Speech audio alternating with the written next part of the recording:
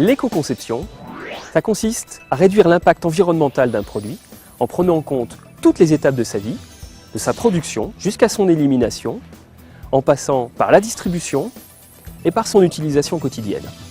Grâce à un accompagnement du CAPECO, une entreprise de plasturgie s'est approprié les méthodes et les outils de cette démarche, comme le bilan produit de l'ADEME. Elle nous fait part de son expérience.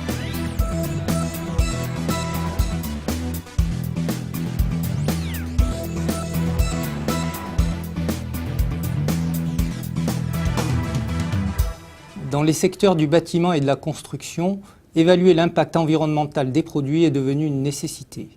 Alors, quand nous nous sommes lancés dans l'éco-conception, c'est avant tout pour disposer des outils et des repères qui nous permettent de nous positionner sur le plan de l'environnement. La démarche de l'éco-conception nous a permis d'identifier les axes sur lesquels nous devions nous améliorer. On s'est aperçu que finalement, nos fabrications peuvent souvent tenir la comparaison et que l'on est plutôt moins impactant que d'autres matériaux qui, généralement, ont une bien meilleure image environnementale, notamment auprès du grand public. Nous utilisons le logiciel bilan produit proposé par l'ADEME pour comparer les produits Ondex selon les 8 facteurs dont la toxicité, la consommation de ressources, l'acidification ou encore l'effet de serre. Malgré ce qu'on puisse penser par rapport à la réputation du PVC, nos matériaux sont des matériaux légers qui peuvent concurrencer au niveau éco-conception le bois ou encore certains métaux. Nos produits demandent des qualités de résistance et de durabilité et il existe assez peu de matériaux de substitution. C'est principalement au niveau de la formulation que nous pouvons agir en supprimant certains composants comme les stabilisants au plomb ou au cadmium. Nos produits ne nécessitant aucun entretien durant la phase d'utilisation, le plus gros effort à faire pour limiter les impacts sur l'environnement, c'est sur le recyclage en fin de vie. Comme nos produits sont utilisés un peu partout dans le monde, c'est principalement la réglementation dans chaque pays qui peut faire évoluer les choses.